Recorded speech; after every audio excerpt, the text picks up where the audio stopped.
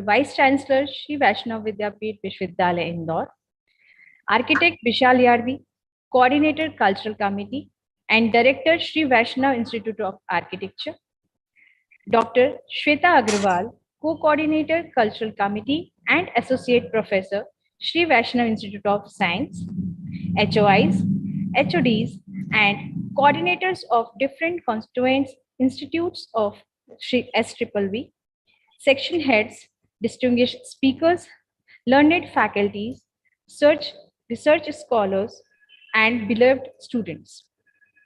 I, Samiksha Bhatt, privileged to welcome you all to the e-oration on SAARC Day, a day commemorated to the formation of SAARC in 1985. South Asian Association of Regional Cooperation, SAARC, includes Bangladesh, India, Nepal, Maldives, Bhutan, Pakistan, and Afghanistan, established with an objective to deal with the economic, social, and structural development of the concerned countries. The main objective of SAARC is to promote peace, freedom, and social justice to the citizens of the countries involved. Every work remains unmoved and unconvinced without the blessings of the Almighty. To make this afternoon a blessed one, now may I request the dignitaries present online joining our technical team to invoke Goddess Saraswati by virtually kindling the lamp of knowledge and wisdom and play Saraswati Vandana.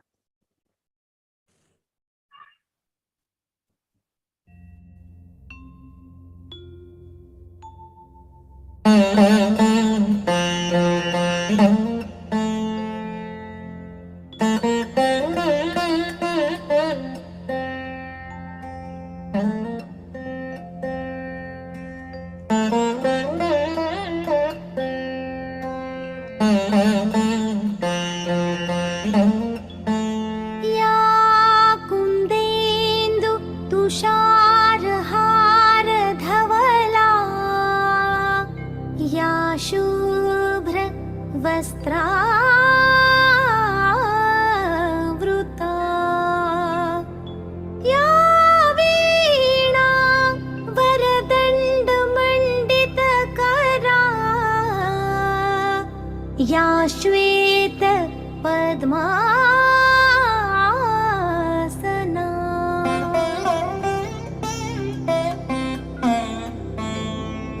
या ब्रह्माच्युत शंकर प्रभृतिभिर्देवैः सदा वन्दिता सा मां पातु Saraswati Bhagwati निशेष जाड्यापहा.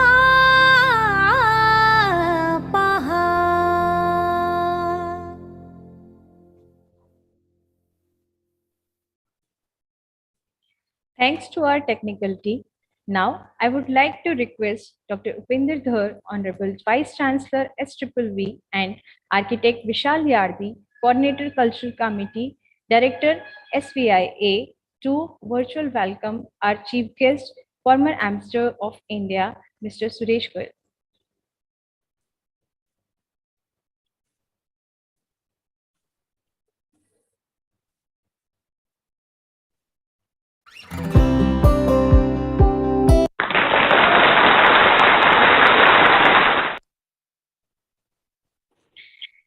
Thank you, sir. Now, I would like to call upon sculptor of human character and a seasoned scholar, Dr. Upinder Dhar, Honorable Vice Chancellor, Shri Vaishnav Vidyapeeth Vishwavidyalaya Indore, for welcome address. Over to you, sir. Good afternoon to all of you. At the outset, I would like to welcome our chief guest and distinguished speaker, Shri Suresh Goyal ji, former ambassador, and all other distinguished friends colleagues, directors of our constituent institutions, faculty members, and young friends. As we know, SAARC Day is an important milestone, and this agreement was reached by various countries in this region on 8th of December 1985. So this year we are celebrating the 36th year of this SAARC. This body, this organization has been very effective and have been working effectively to facilitate cooperation between the nations falling in this region. Initially, there were 7 countries, and later on, Afghanistan also joined these SAARC nations. And there are many other activities happening for the mutual benefit of these countries. I know of an organization called MDSA, Association of Management Development Institutions in South Asia, which is basically a professional body of the management institutions and development institutions, connecting institutions in all these countries. Therefore, this MDSA is recognized by SAARC. And by rotation, this association organizes South Asian Management Forum every second year by rotation. So I had the opportunity to visit all the SAARC countries, being a teacher of management education, except Afghanistan, because that time Afghanistan was not there in it. But I have seen that how people are very warm. Even when that time, 2004, we visited Lahore, people there were very warm. I visited Bhutan before that, then Bangladesh, all these countries. So I felt that yes, it is this SAARC is it is a very positive and constructive agreement that has been reached between these nations. And it is worthwhile to keep on reminding youngsters particularly about this important day, 8th December, when this agreement was signed and all nations came together within this region. In our university, we have also been celebrating this day and specifically inviting those who have been working in foreign services, because one who has been an ambassador himself or herself is the appropriate person who can tell us more about the SAARC. We can enrich our knowledge, we can enrich ourselves by having distinguished speakers who have been in foreign services. So today we have Mr. Suresh Goyalji, who has been a very seasoned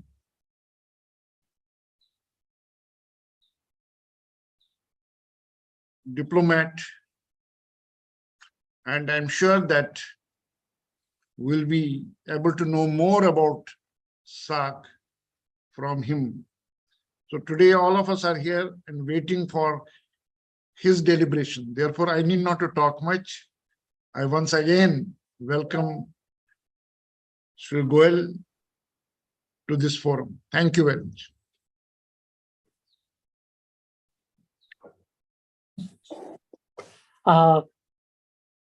Am I audible? Yes, yes, you're audible.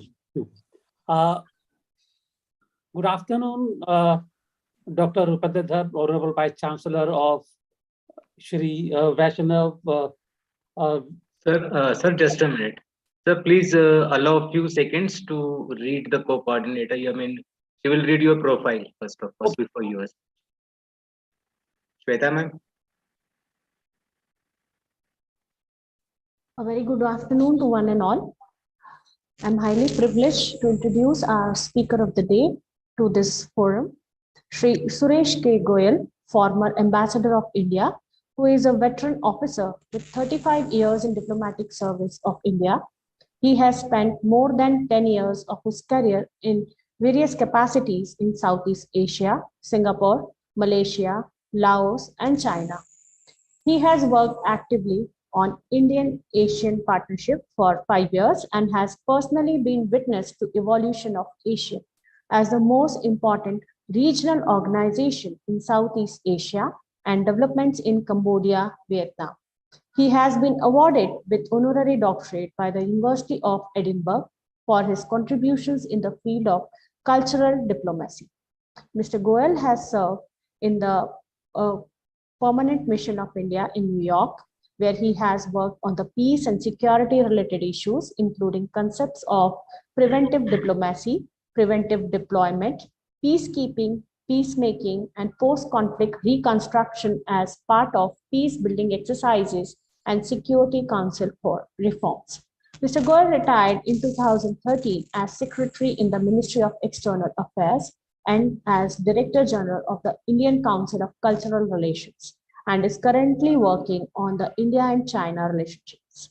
He is currently an advisor to the Global Counterterrorism Council, GCTC, and Millennial India International Chamber of Commerce, Industry and Agriculture. And he also serves on advisory boards of several organizations as well as think tanks. Mr. Goel has a vision of the global cultural perspective of India and has worked to bring out the prominence of cultural, intellectual, civilization, and historical communications between different segments of societies and nations as a step towards civilizational dialogue and connectivity. He believes that this would be the durable basis of international interactions towards the building the vision of Vasudhaiva Kutumbakam, particularly in today's world fragmented by all types of terrorism and extremism. Now, I request Shri Suresh K. Goel, former Ambassador of India, to bless us with his words of wisdom. Over to you, sir. Thank you very much, Dr. Shweta Agrawal, for your very kind and very generous introduction given to me. Dr. Rupendra Dhar, the Honorable Vice Chancellor of Shri Vaishnav Vidyapeeth Vishwavidyalaya, and Architecture Vishal Yardi, a good friend who first established contact with me to speak at this thing. I'm privileged and I'm very honored to address the gathering here, including several very illustrated academics, teachers, professors, and the academic community at the Vidyapeeth here. I thought that today I was having a bit of conversation with Professor Yardi and the others on the panel here. And I thought that rather than reading from my prepared text, I should actually, there was a mention that I should share my experiences with the community on particularly the subject of SAARC and what it means really for Indian foreign policy and Indian diplomacy. I'm sure that everyone here in the gathering would have read about SAARC, would have had a basic introduction to what SAARC is all about. Therefore, I'm not going to go into great details about what SAARC actually is as an organization, with the exception of a very, very brief introduction, just as a basis of foundation for what I'm going to say afterward. SAARC was established in 1985. Please remember that at that time, we know the membership country. India is the largest country in the entire SAARC. And the largest, not just the largest, it is several times larger than the other member countries of SAARC. I'm saying that deliberately because SAARC, the effort to establish SAARC had been going on for several years, even before 1985.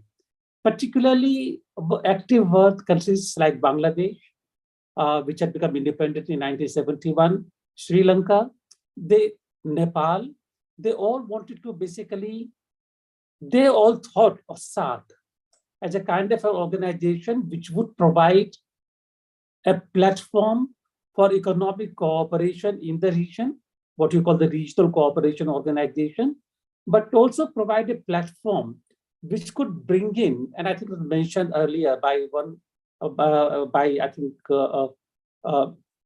Dr. Dhar, also as a kind of a platform which would ensure a political and social stability, regional stability in the area. That was very important because, and the factor was that India as the largest country must be part of the organization at stability. Now, I'm saying that basically because I was in the ministry at that time, and the discussions were going on, informal, formal exchange of ideas, and there were several things which don't come in the paper, but they were the thoughts at the back of minds of several people.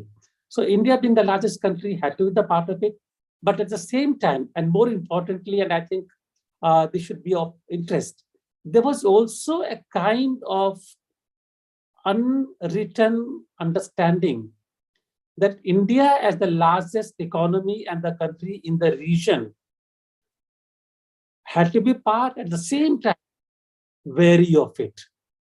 Wary of it since its economy and the politics and the size had the capacity, and it would impact on the happenings in the other countries. That is very important to understand. Therefore, there was a wariness, and there was also an understanding of the need to have India the part of SAARC.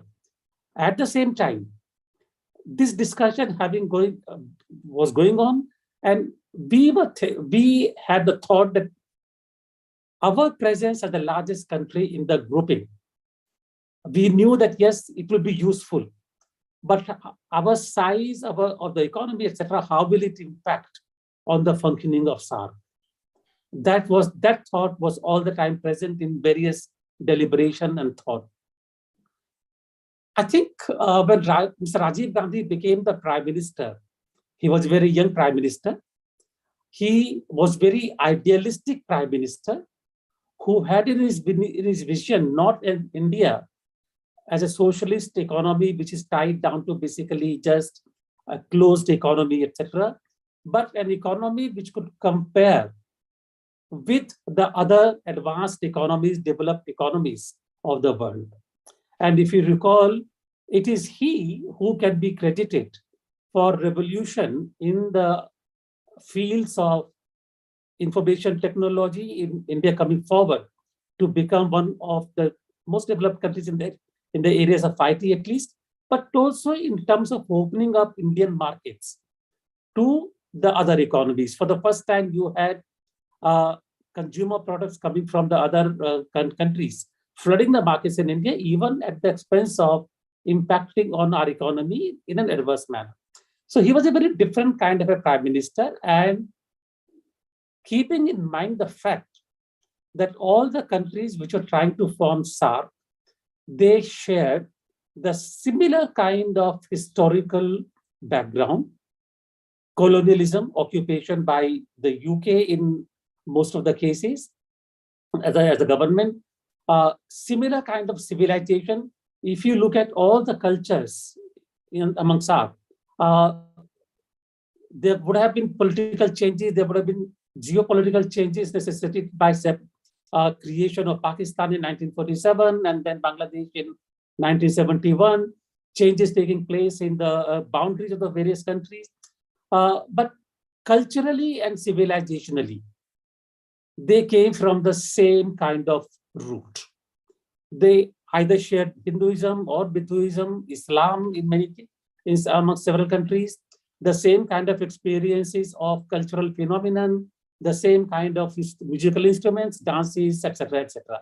So even though they were separate, independent geopolitical entities, But at the root, they were similar in culture and civilization and in their historical experiences. And in many discussions, we understood from the Prime Minister himself that cooperation amongst these countries at this stage would be of benefit to all the countries, and therefore we must overcome that wariness of a large elephant in the room with smaller animals. It is just a metaphor, but I would not dare call any of the countries as an animal, but that was an elephant and the large, you know the law of the jungle. But Prime Minister went ahead and he said, yes, we shall do it. And then came in 1985 and the agreement was signed to establish SAARC as an agreement in Bangladesh, I think. No, sorry, Nepal. It was signed in Kathmandu. And then came SAARC. It was also considered that SAARC could then benefit as a regional organization from various multilateral associations. Because under the Charter of the United Nations, a regional organization has a very special place. A regional organization can play a role in the peacekeeping activities, peace and security related activities of the United Nations. They get an affiliation with them, so therefore they take part in the debate of the United Nations from time to time. And they also get an association with several funding institutions, economic institutions, ECOSOC, IMF, World Bank. They all recognize regional organizations, and they have annual interactions or the interactions from time to time on the related subjects. So we thought that we should be able to benefit from this.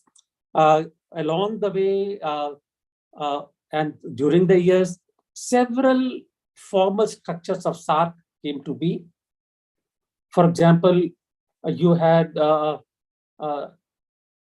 Development Fund, in which member countries would contribute, and India, obviously being the largest economy, would contribute the most. And as a SAARC Developer Fund, in case they needed support from IMF and World Bank, they could count upon that also. So SAARC Development Fund, then most important, there was an idea of South Asian University, which has come to be established in Delhi, the campus in there.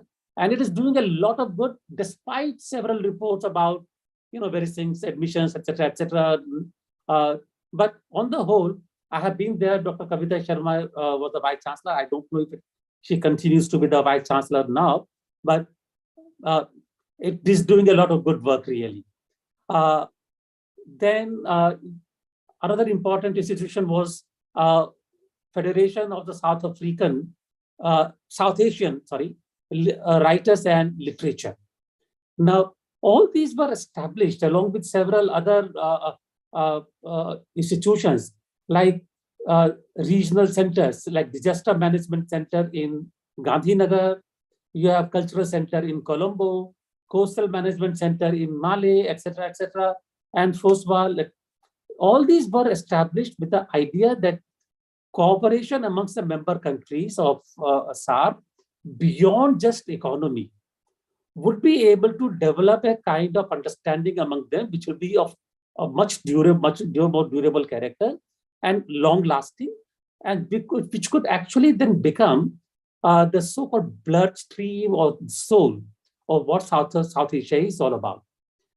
The problem really is that despite all this effort to develop cooperation amongst the member countries at one level, the political differences did not simply go away. At this stage, I must mention that one of the inspirations for regional cooperation and establishing SAARC was actually the success of ASEAN. ASEAN by 1978-79, particularly early 80s, had been able to really cement together as an organization, primarily because of the political challenges created by China and what they saw as a kind of incursion of communism into the area. Now, having served in Southeast Asia for a long time, let me mention here that most of the countries members of ASEAN at that time, which is Brunei, Malaysia, Indonesia, Singapore from 1965 onwards, Philippines and Thailand. Their biggest fear in the region was expansion of communism. Indochina was in Vietnam and Laos, etc. Indochina War had clearly illustrated to them what communism could mean to them. They wanted to keep away from it. So when the Vietnam War was taking place, and eventually Vietnam, the North Vietnamese forces were able to bring together the entire Vietnam, and then began Vietnam-Cambodia War, in which China then forces went into Vietnam. They were very, very apprehensive. They tried to bring peace into Cambodia, and they were largely successful. So the political challenge was able to cement the cooperation amongst ASEAN together, and SAARC member countries thought that that would become a kind of model for SAARC. And therefore, like ASEAN had begun to grow by 1985, if you remember, SAARC was actually growing very, very fast because of intra-ASEAN cooperation, and we adopted that model. However, the problem was that unlike ASEAN, SAARC member countries were not able to overcome the political differences between among them. And for us, in fact, largely for India, the problem came from Pakistan. I'm mentioning it upfront so that we keep these facts in background before we analyze why SAARC could not succeed. We wanted SAARC to succeed, but there were problems. I was in New York from 1991 to 95. While we were discussing free trade agreement, while we were discussing economic concessions to be made to the member countries, improve the trade and everything, we were having problems on account of Pakistan in the United Nations Security Council.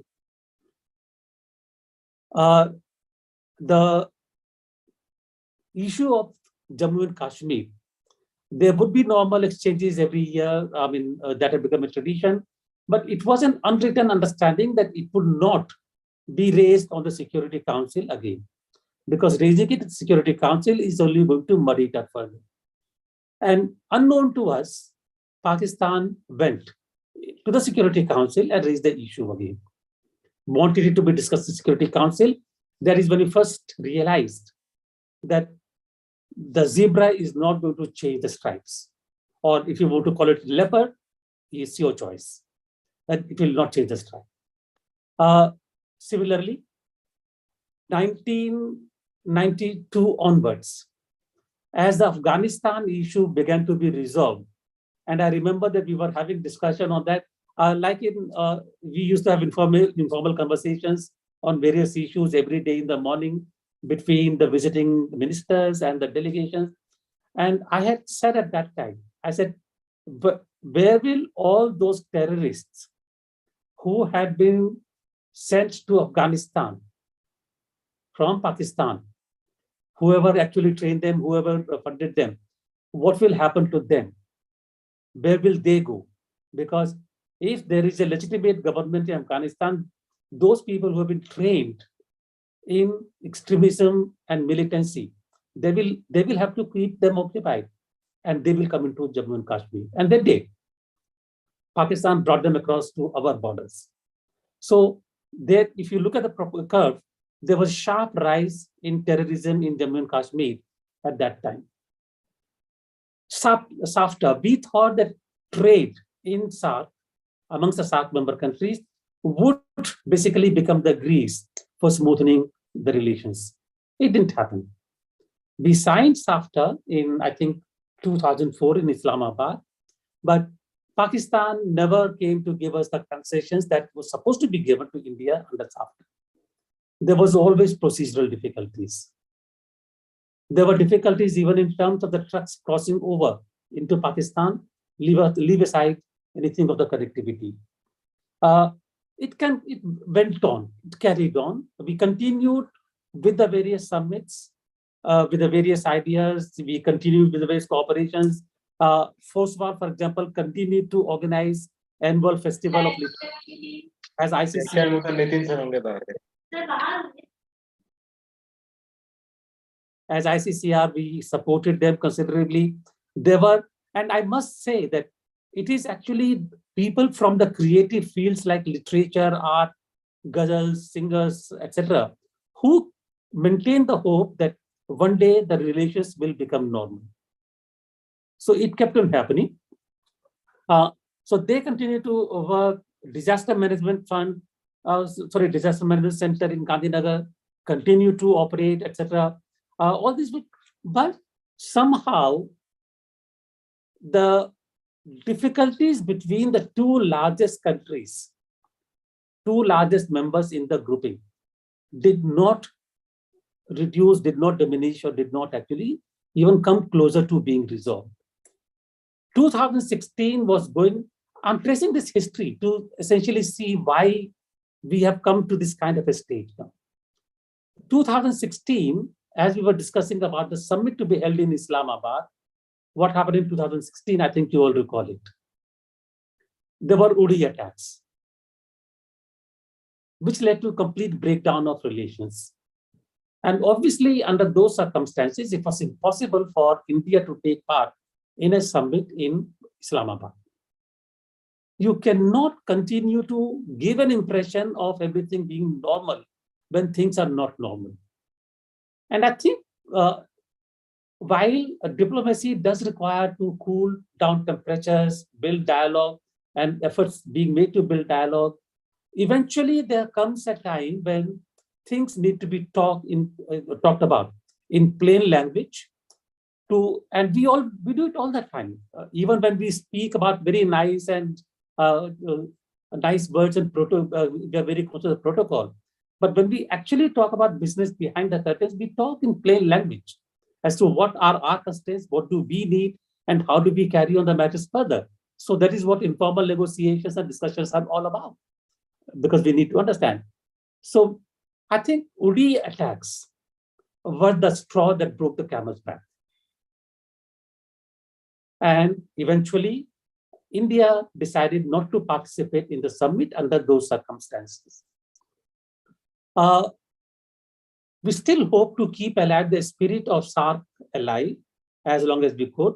So we continue to work on the cultural collaborations and cooperation between India and SAARC, basically within SAARC. The SAARC Cultural Secretariat continues to be active in Colombo. But the problem is that everything then became, very tenuous. Everything became very tenuous because Pakistan began to spread the canard that India is very ambitious. India wants to really grab influence in the entire South Asia. We treat the whole South Asia as our region of influence. We continue to face the attacks across the border. We continue to face the phenomenon of growing terrorism in Jammu and Kashmir, in Punjab, in Rajasthan, smuggling of drugs and all those things, essentially all attempted to destabilize India's border region. After we said that we will not come, the other member countries also who had realized what Pakistan is doing, they also said no to the summit, and the summit was cancelled.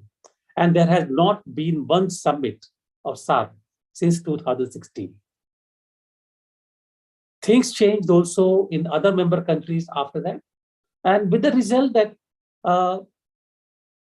while there is bilateral cooperation between member countries, depending upon their own political equations, for the time being at least, SAARC as a regional cooperation forum has come to a standstill. I'm sure that my words are not making a very pleasant hearing, but I thought that amongst our own people, we should know what the realities are. So while we want SAARC to be successful, intra-SAARC difficulties, which at one stage Nepal had begun to really call India to task, But most of the other countries, Sri Lanka, you remember there were difficulties, but at least in other countries, we continue to talk in terms of cooperation. There were not any major friction point. Pakistan became one factor which really made it meaningless. Simultaneously, it will be useful to realize that Thailand had been talking about creating another platform called BIMSTEC. Just 1 second, let me see if I've left out anything relating to SAARC. I don't think so, but if there is anything that I've left out, please bring it out in the question hour. And I hope that will keep you awake then. I'm not you meaning, I'm in the student community. They will. So at the same time, there was another alternative going on, and that was the forum of BIMSTEC. BIMSTEC, which is the full name is Bay of Bengal Initiative for Multi-Sectoral Technical Economic Cooperation. And the members, it's interesting to see who the members were. Members of the Bay of Bengal Initiative are India, Bangladesh, Myanmar, Bhutan, Nepal, Sri Lanka, and Thailand. Now, if we look at it from the Indian point of view, who do we miss? From this regional cooperation platform, who do we miss? No one. Every country which is of direct connection to this regional cooperation is there, with the exception of Pakistan. And Pakistan was in any case creating difficulties even within SAARC. So from 2016 onwards, after the summit in Islamabad was cancelled, BIMSTEC began to be of greater importance from our point of view. First of all, it was able to incorporate the aspect of maritime connectivity, including security. It brought in Thailand, which is important for our East connections, Look East policy. And if you remember that one of the connectivity project is a highway, quadrilateral highway from India, West Bengal to Myanmar, and then on to Thailand and to East Asia, Indochina. It would connect with the ECEC it's called East-West Economic Corridor, EWEC. It would become part of the EWEC, connecting India across Myanmar to Thailand, and then from Thailand on to Vietnam. So that became much more meaningful from an economic cooperation point of view. And that's a reason that BIMSTEC began to gain in ascendance as we went along. The fourth summit took place in Nepal in 2018. And in 2022, there was a summit in Colombo, Sri Lanka, which Prime Minister Modi attended virtually. And Prime Minister Modi described BIMSTEC initiative as he called transforming the Bay of Bengal into a bridge of connectivity, prosperity, and security. Essentially, all three elements of cooperation amongst the region were incorporated in that initiative. Then BIMSTEC, they established several sectors for collaboration and made one country a member of each of these as the nodal officer. I think if you go on the open sources, they will find that a lot of articles on BIMSTEC. India became the nodal country for counterterrorism, transnational crime, disaster management, and energy. So I must say that after this, BIMSTEC is proceeding much more satisfactorily than the cooperation with SAARC. We expect that 2022, this year, at least it is scheduled, that there would be a summit in Pakistan in this year, a SAARC summit. We do not know how it is going to proceed further. But the fact is that Pakistan itself is highly unstable politically at this time. There has been a change in government in Pakistan recently. Shahbaz Sharif became the prime minister. How long it will last, we don't know. Therefore, it still looks very uncertain that Pakistan could be the host to SAARC. The one last point I will make is that the world is changing very fast. World is changing very, very fast, and one cannot be a slave to the old mindsets again. Mindsets have to change. We have to look at the world in terms of either cooperation or I think cooperation is the only way to really go.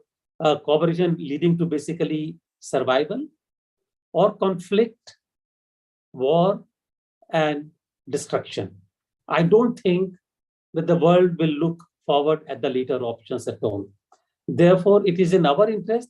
India is a fast-growing economy despite the conditions in Ukraine, conditions in Europe, where in China, where the growth rate has come down to 3% almost, we're still growing at 6.5% roughly, approximately.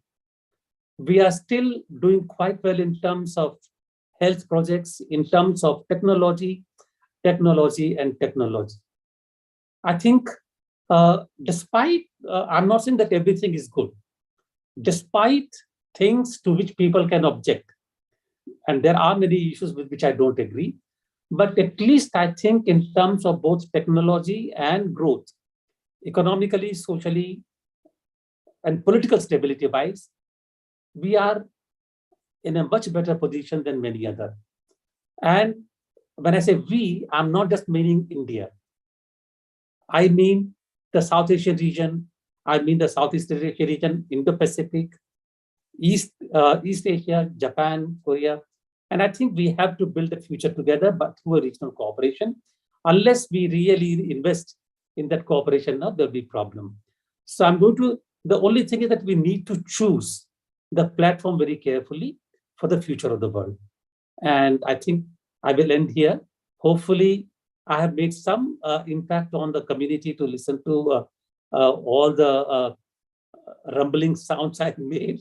And if there are any questions, any remarks, any comments, any kind, I'm now open to answer all of those. Thank you, sir. Thank you for your inspirational thoughts. It's indeed a lifetime moment to listen to you. The forum is now open for questions and answers.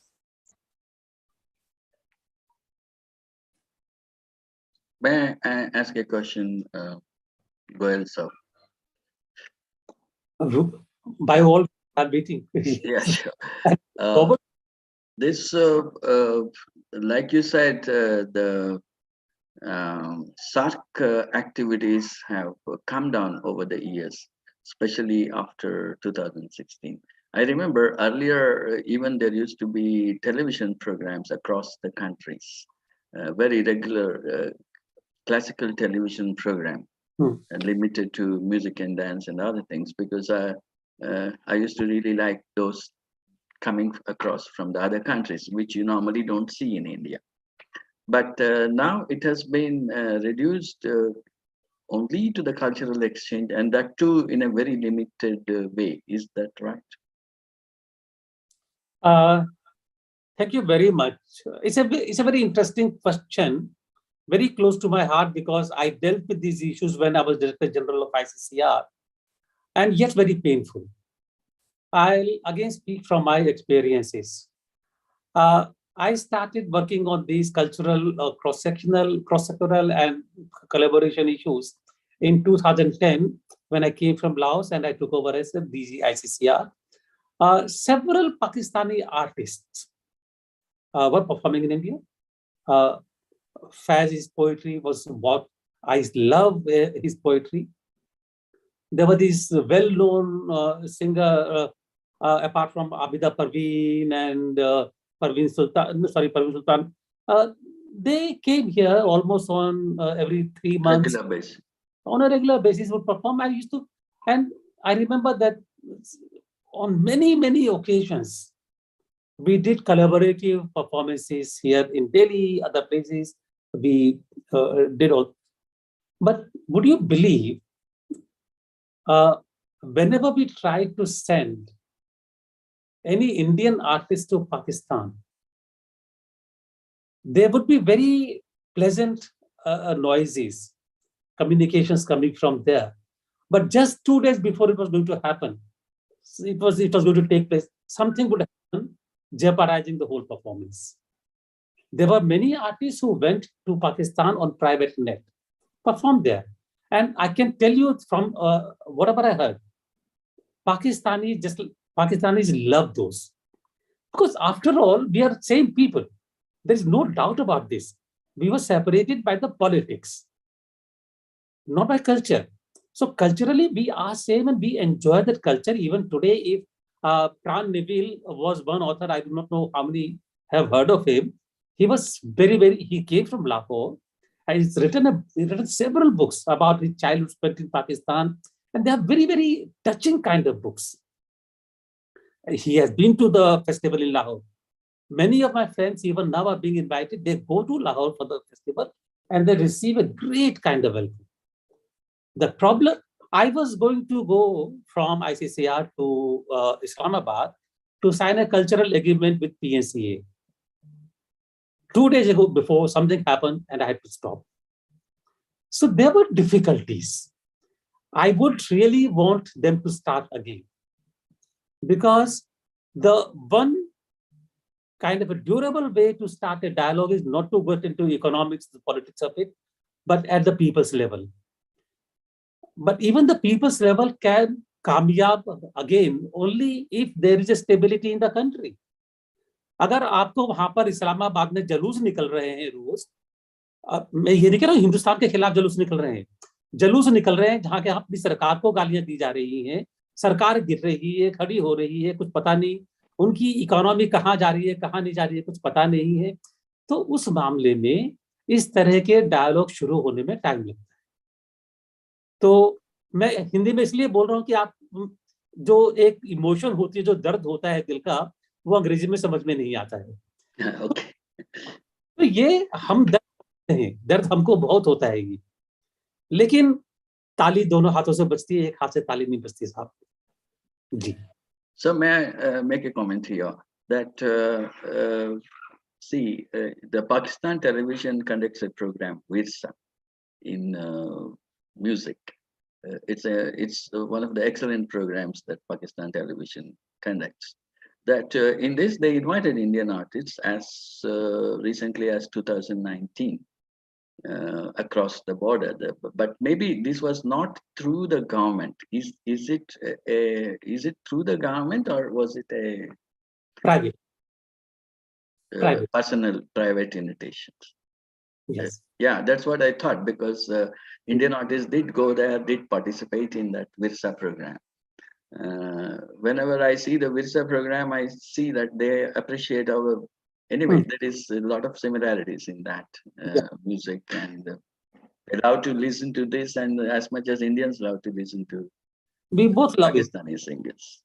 देखिए sir, ऐसा है कि we cannot say Iqbal was Pakistani, Faiz was Pakistani. We share those things. So let us not talk about our cultural antecedents and the cultural history in terms of India and Pakistan. We share the same cultural history. We share the same civilizational history. I remember, I hope I'm not accused of really plagiarizing, but there is one, it has gone around several times, that in one General Assembly debate in the United Nations, Hardeep Puri, who was at that time the permanent representative, began to speak, and he said, in Jammu and Kashmir, there was something happening, and the Rishi left his clothes there. And when he came out, he found the clothes were not there. One Pakistani had come and taken the clothes away. And the Pakistani representative immediately got up, but there was no Pakistan at that time. So there was no Pakistan at that time. Our history, even the history, it is useless to say that Aryans didn't come into India. They came across from Iran. We can't deny our history. Vedas were not just basically on Gangetic plains. So let us not really go into all these things, which is which can generate another debate. But the fact is, India, Pakistan, Nepal, Sri Lanka, Bangladesh, Afghanistan, Thailand, you can go, keep expanding. We share the same cultural history. And you can't deny it, because the only thing that really unites us is our cultural history. Okay, one last question. You were talking about the new formation on BIMTech, this including the eastern countries here, excluding Pakistan, perhaps. Now, in this, how this BIMTech looks at Rohingyas problem? There are so many opinions about Rohingyas. The issue really is that unless Myanmar resolves the problem at their end, it is going to continue to create problems for other countries. I'm not going to talk about Rohingya Muslims, Rohingyas this, Rohingyas that, but the fact is that Rohingyas are displaced from the land that they occupied. It is creating a lot of problems. Politically, one could say that the only solution is for them to go back to their land, which is what must be the stability. They are refugees, they are facing a lot of problems, but it cannot be resolved by just one country alone. And I think I'll leave it there. Okay, I think Dr. Mandal has some question. Yes. Thank you, Dr. Guru Prasad. Mr. Goyal, I heard through your, although my camera was off, I listened through your entire deliberation. And I must appreciate your being so upfront and blunt about things, which you are a witness of being a diplomat. But then you see, for people like us, commoners, we read, we get this information through different sources, and these sources are often contradicting each other.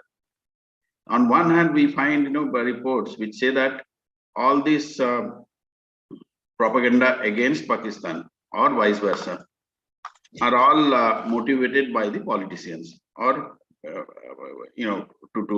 earn political mileage, being the motive. And on the other hand, we have similar kind of stories as you narrated. Now, at times, it creates a lot of confusion among common people like us, as what is true. Because ultimately, everybody will agree that we don't want, enmity between any two human beings, be it Pakistanis or Indians or Rohingyas or whoever, Myanmaris. So, what is your take on this? Since you called me upfront, and I said honestly, one has to deal with the issues honestly. I hope you will believe me when I say something now really in terms. And I'm not, Dr. Guru Prasad would have noticed that I'm not bitter about Pakistan. I want it to work out, but the problem is it's not working out. Okay, now coming to your question on this thing. Having gone through this thing and having dealt with this issue in the United Nations and everywhere, Jinnah, when he asked for Pakistan, whatever may have been the history, Lahore Declaration, this declaration, that declaration, he created a genie at that time. He got the genie out of the bottle, and that has not left us as yet. Creating a separate nation on the basis of religion was a huge mistake. You cannot create countries. You look at the whole world now. Wherever a nation has been created on the basis of religion, you have problems. Even the countries in the West who actually created borders on the basis of either being Catholic or Protestants or whatever it is, they are going back on that. So therefore, to deal with nations or the geopolitics on the basis of religion is the first step to committing a suicide. Pakistan continued on that. I've seen this happen. I've seen the UN resolutions and everything. It was very clear in 1948 also, the Security Council resolution, that the plebiscite would take place after Pakistan has vacated the area. There was no conditional ifs and buts and nothing at all. Pakistan has not done that. Pakistan wanted to keep Jammu and Kashmir with them on what basis? The majority population in Kashmir is Muslim. What about cultural part? Is Jammu and Kashmir Muslim culturally? No. The most prominent tradition there is Sufism. The Muslims who live in Jammu and Kashmir are Shias. So what are they talking about? Again, trying to basically introducing the poison of religion in conducting the national relations. And when they cannot succeed militarily, they bring in terrorism. And now you can't deny that the terrorism is not coming from Pakistan into Jammu and Kashmir. You have evidence of that. Who came into Kargil? Did we incite? We failed, but we didn't incite Kargil. So let us face it, one single objective of Pakistan has been to destabilize India because it is the mission of its military, army. Army is, they have the honor. They think that they were defeated in 48, they were defeated in 71. They have not been able to avenge themselves so far. And they continue to destabilize India, and we have to continue to protect ourselves from that destabilization. We can solve the political problems if we begin to talk to each other. But you cannot solve political problems with the use of war. In that sense, I must say that I do agree with the Prime Minister when he says that this is not the era of war. I do hope that we also believe in that. Thank you. Sir, I have another question. I mean, I'm sorry. But the anchor, do we get to hear also from the student community later on? just Yes, one, sir. Yes, sir. one short and straightforward question. Yeah. Is SAARC dying its own slow death?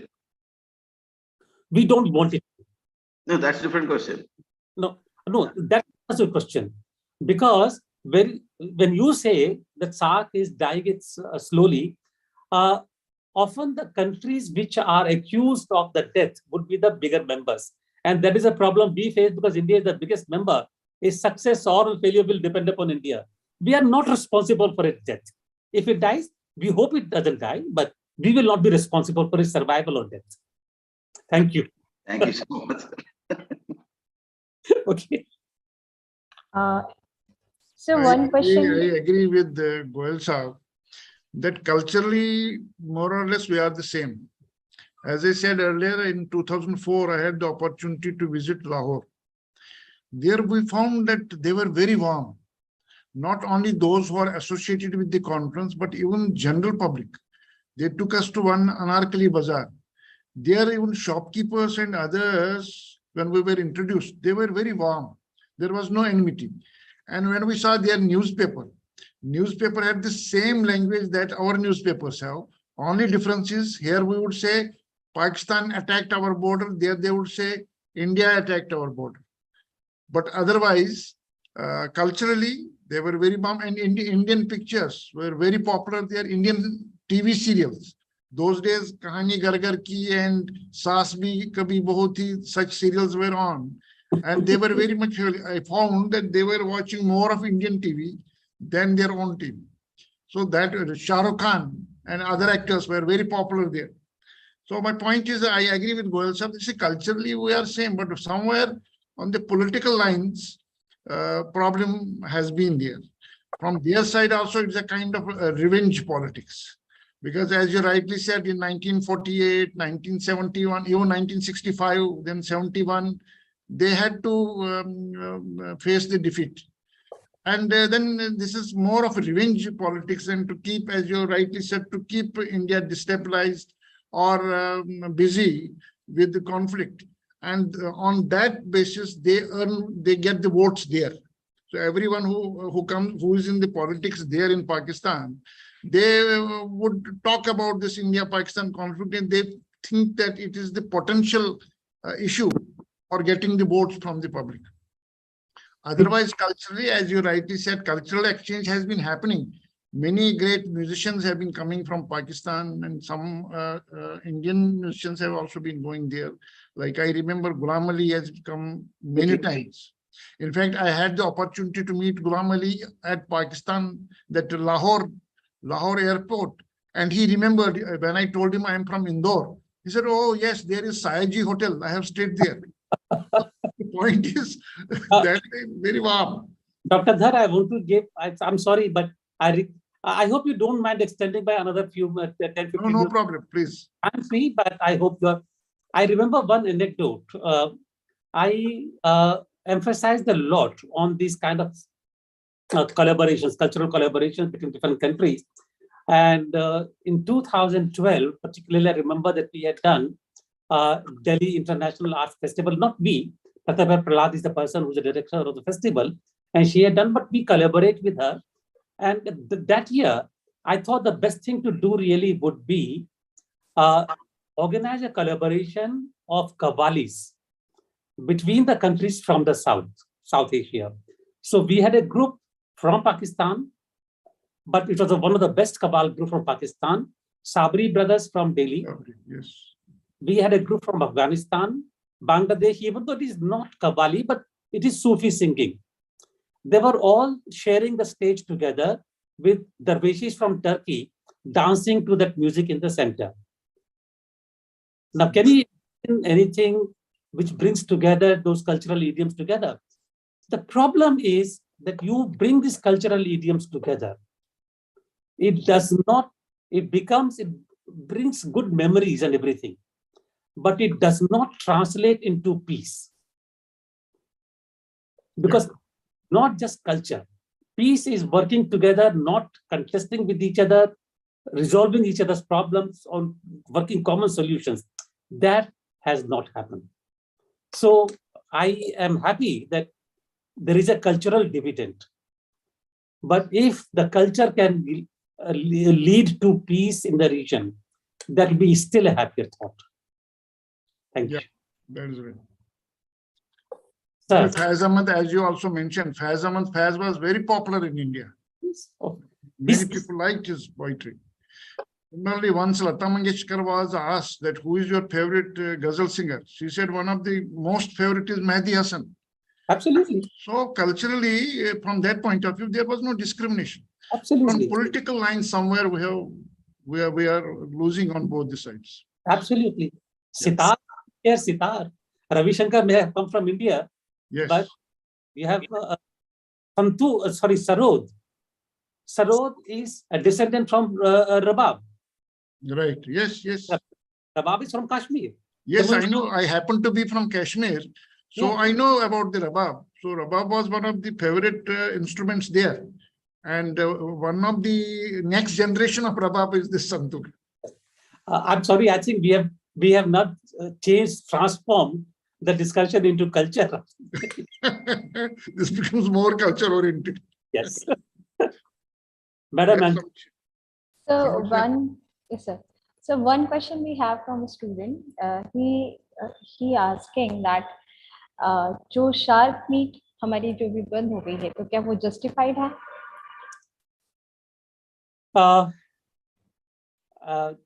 I would only say one thing. We have many thoughts in the mind. We have many ambitions in the mind. We want to do a lot. But we need to also look at the real situation on the ground. So therefore, it will be difficult to comment whether justified or not justified. But under the circumstances, there was no other choice. So one more question I have. Student want to ask कि क्या discussion से problem solve हो सकेंगी या उसके लिए वार ही जरूरी होगा? मैंने पहले कहा कि जो मसले हैं, मसले बातचीत से ही हल होते हैं। मसले युद्ध से, जंग से हल नहीं होते हैं। तो हम नहीं चाहते हैं कि जंग से कोई भी बात हो, क्योंकि मैं आपको फिर एक बताता हूँ कि किसी चीज की बातचीत चल रही थी। ये हम कमरे में मौजूद थे, तो जब बातचीत चल रही थी तो हमारे एक थे प्रधानमंत्री जी, मैं नाम नहीं लूंगा अभी क्योंकि फिर सारी बातें खुल जाएगी। तो रेकमेंड कर रहे थे कि हमारे को लिमिटेड वॉर करनी पड़ेगी, ये करना पड़ेगा, वो करना पड़ेगा। तो प्रधानमंत्री जी ने खाली एक सवाल किया कि चलिए हम शुरू कर देते हैं, खत्म किस तरह से होगी। आप सोचिए कि झगड़ा करने के लिए हाथ तो जल्दी उठ जाएगा, लेकिन झगड़ा खत्म करने के लिए गले मिलना बहुत मुश्किल हो जाता है। जी। Anyone wants to ask a question? लगता है मैंने सबको सुला दिया। No, sir. The session was very interesting. Yes, Samiksha, any other question? No, sir, we don't have now. So, okay. Now we move forward. There are two ways of spreading light: to be the candle or the mirror that reflects it. Thank you, sir. Thank you so much for enlightening us by your sharing experience, actual experience and knowledge. Now, I would like to call Architect Vishal Yardley, Coordinator Cultural Committee and Director SVIA, to deliver word of thanks. Thank you, Samiksha. Today's chief guest on the occasion of SAARC Day, Mr. Suresh Goyal, former Ambassador of India, Honorable Vice Chancellor Dr. Upinder Dar, Co-Coordinator of the Cultural Committee Dr. Shweta Agrawal, today's anchor Samiksha Bhatt, all heads of institutes, heads of departments, section heads, teachers, my dear students, warm good afternoon to all. On behalf of Sri Vaishnav Vidyapit Vishwavidyalaya, I will like to extend my heartfelt gratitude to our chief guest, Mr. Suresh Goyal, former Ambassador of India, for his wonderful oration on SAARC Day. Special thanks to Honorable Vice Chancellor Dr. Upinder Dar for continuous guidance and support. I must mention deep sense of appreciation for Dr. Shweta Agrawal, Co-Coordinator of Cultural Committee. I appreciate today's anchor Samiksha Bhatt for conducting events smoothly and accepting responsibility on 11th hour. We are grateful to all head of institutes and head of departments for their presence and support. I would like to express our sincere thanks to all teachers. I must appreciate presence of all students here in this event. I will like further to extend thanks to Mr. Shadab for technical support. Last but not least, I want to thank you all. Without continued support, we would not be able to put such events. Your contribution means a lot to us. Thank you. Jai Hind. Thank you very much. So with this, we come to end to this memorable oration on SAARC Day. But before that, I request to all dignitaries of oration on SAARC Day to please switch on the cameras for the screenshot so that we have a memory of it.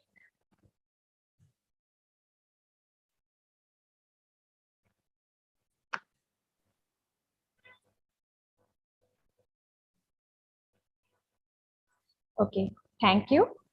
Thank you. Okay. Let us now rise for the national anthem, and the technical team is requested to play the national anthem.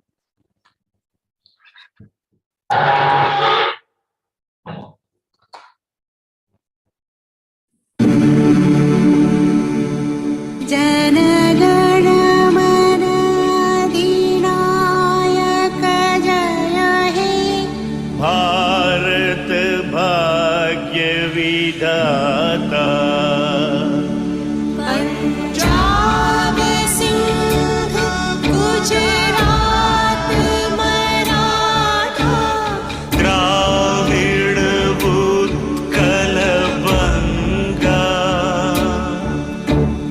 Vindhya Himachal Yamuna Ganga उच्छल जलधि तरंग तव शुभ नाम जागे तब शुभ आशीष मांगे गाहे तव जय गाथा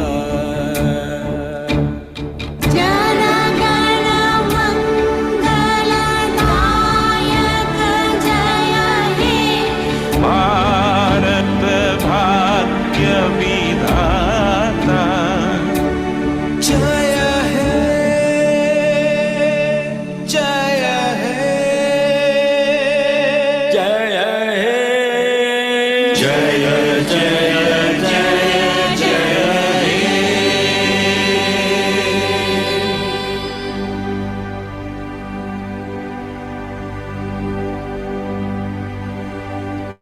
Jai Hind. Thank you very much Goyal साहब, बहुत अच्छा लगा आपसे बातचीत करके। ये कभी दिल्ली आइएगा तो मिलिएगा, फिर आप दिल्ली तो आते जरूर ही। जरूर, sure sure, will be in touch with you. Thank you. आगे भी आपको तकलीफ देंगे, हमारे डिफरेंट एक्टिविटीज होती रहती है, तो आपका आशीर्वाद दे लेंगे। नहीं, तकलीफ की कोई बात नहीं है। I enjoy talking to the on the platform today. I don't know how many students came, but whoever came, I hope they gained something. जी जी जरूर। Thank you very We much. had more than 100 participants. हाँ, नहीं वो time का गड़बड़ हो जाती है afternoon में particularly. I have a sense that everybody is a bit sleepy in the afternoon. So the session was very interesting and we are really listening and we are getting many things from it. Because I think you're being good and kind to me. Okay Goyal साहब, thank you very much, नमस्कार। Thank you, sir. thank you, sir. Thank you sir. so much. Bye.